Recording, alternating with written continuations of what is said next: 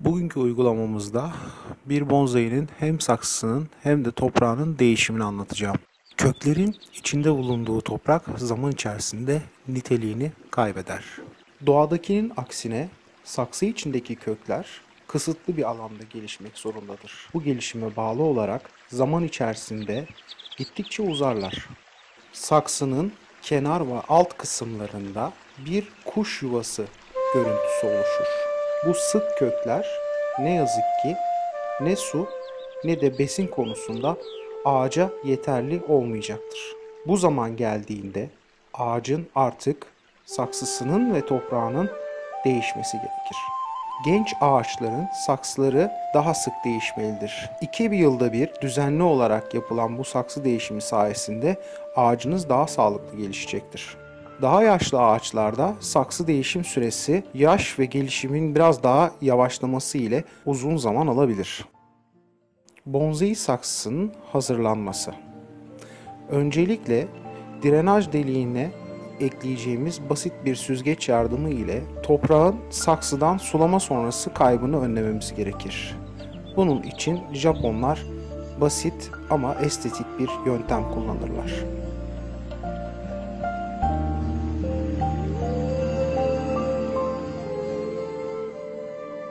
İdeal saksı değişim zamanının geldiği aslında basit göstergelerle anlaşılabilir. Öncelikle toprak suyu daha az çekecektir. Ayrıca zaman içerisinde uzayan köklerle ağaç saksı seviyesinden doğru yükselir.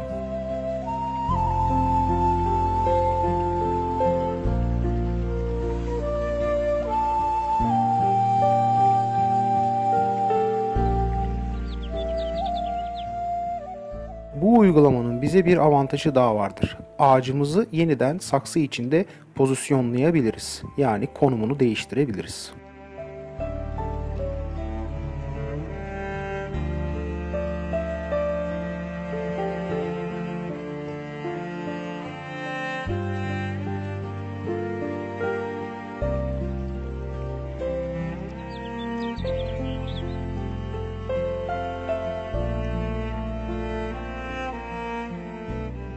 Saksı ve toprak değişiminden önce şöyle ağacımıza bir bakalım.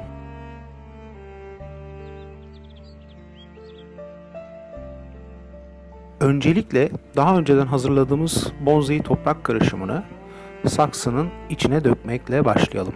Bu işlemi yaparken bir tepecik oluşturmamız gerekiyor. Tam saksının ortasından. Ağacımızı bu oluşturduğumuz tepeciğin üst kısmına doğru yerleştireceğiz. Şimdi ağacımızı eski saksısından çıkarma işlemine başlayalım.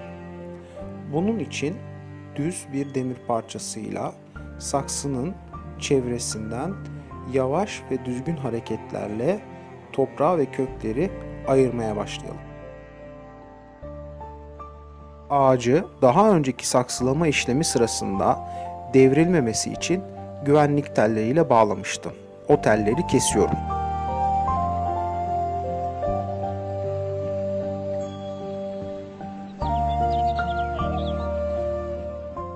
Sizin de gördüğünüz gibi bu işlem ciddi anlamda zor. Bunun da en büyük sebebi bu ağacın uzun zamandır bu saksıda dikili olması.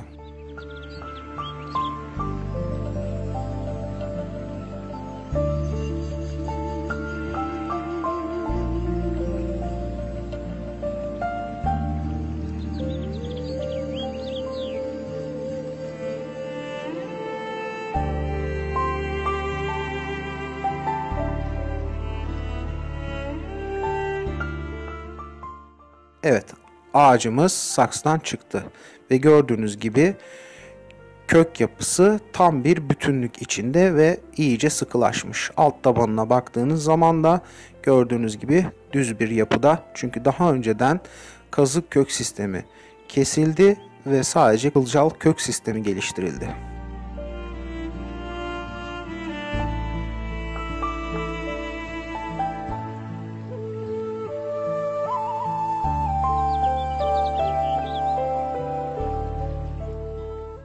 Şimdi tahta bir çubuk yardımı ile içten dışa doğru eski kökleri tek tek dışarı çıkarıyoruz.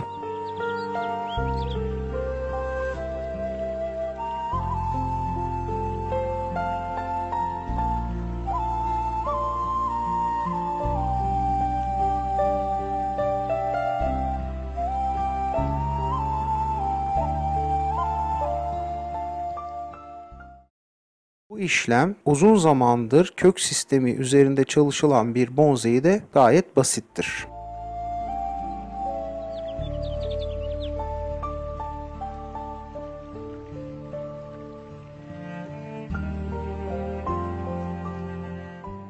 Sıkça bana sorulan soruların başında ağacın köklerinin ne kadarı kesilmelidir sorusu yer alır. Aslında bu soru çok basittir. 1/3. Kök bütünlüğünü 3 eşit parçaya bölün ve sadece birini alın. Şu anda ben 1/3'lik bir kısmın sadece birini buluyorum. Bu ağaç için yeterli. Daha fazlası gelişim konusunda sorun çıkarabilir.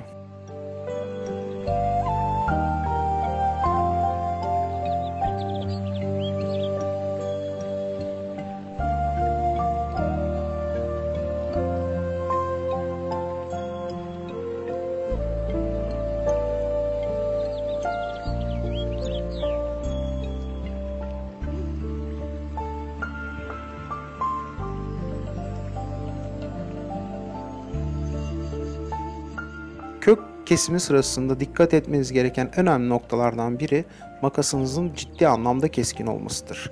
Bu kökü yaralamadan kesmenizi sağlar. Aynı zamanda mümkün olduğunca kesim işlemini gerçekleştirirken kökü ucu aşağı bakacak şekilde kesmeniz en doğru şeklidir.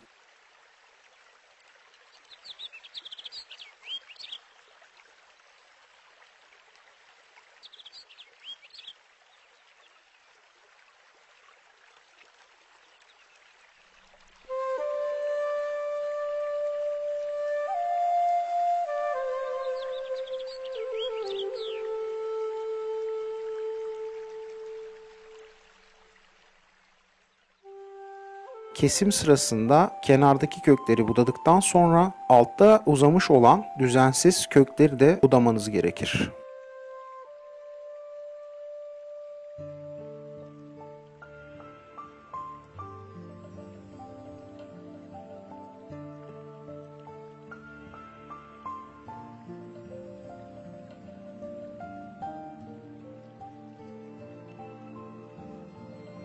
Konunun başında belirttiğim gibi bu işlemde aynı zamanda ağacımızı yeniden konumlandırabiliriz. Şu anda bunun için birkaç deneme yapacağım.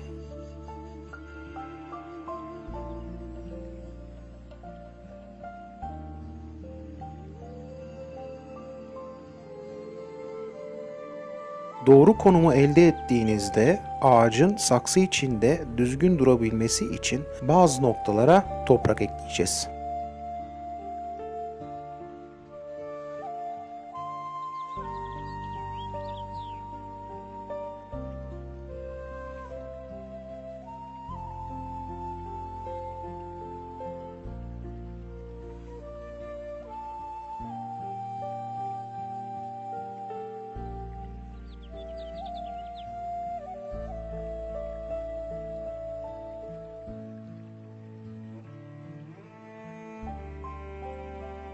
Ağacı saksıda konumlandırırken bazen basit bir çevirme hareketi yaparak köklerle toprağın tam temas etmesini sağlarız. Bu sayede arada boşluk kalmaz.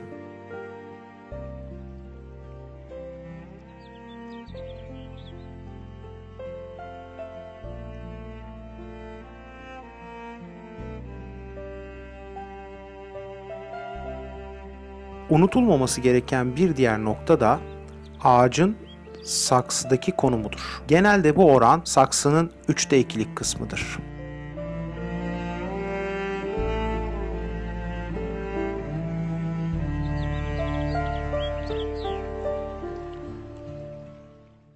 Şu anda ağaç saksıda tam istediğim konumda durmakta.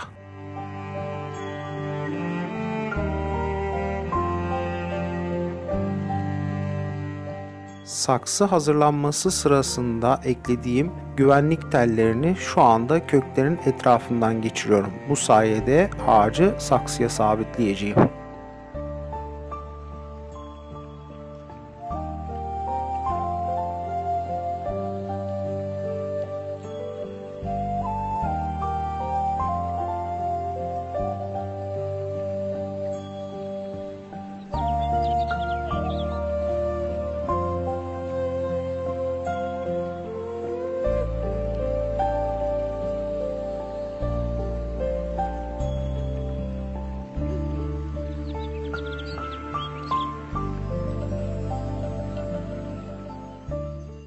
Bonsai'yi tel pensi kullanarak teli çevirme hareketiyle gerip ağacı tam istediğim şekilde sabitliyorum.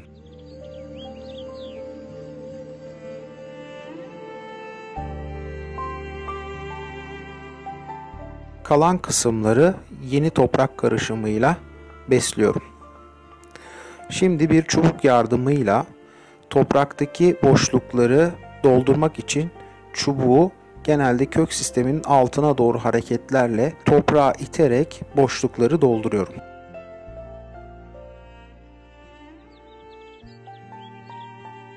Genelde sıkça yapılan hatalardan biri toprağı saksıya yerleştirdikten sonra saksı toprağının üstüne baskı uygulamaktır.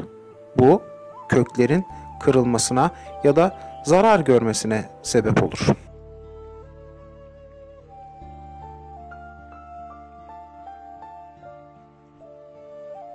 Bu işlem tamamlandıktan sonra basit bir bonsai süpürgesiyle toprağımı tam bir düz hale getiriyorum.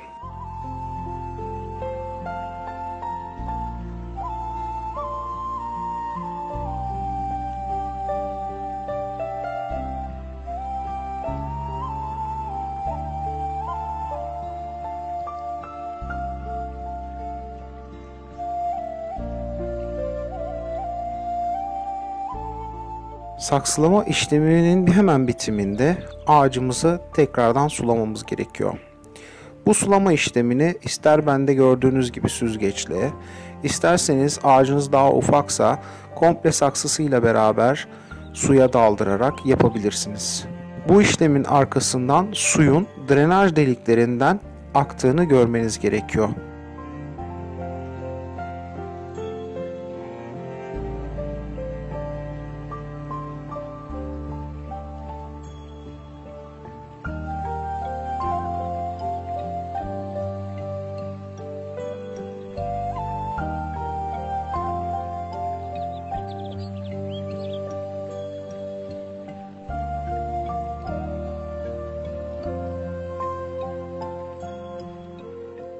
Umuyorum ki bu videom size faydalı olmuştur. Beni izlediğiniz için teşekkür ederim.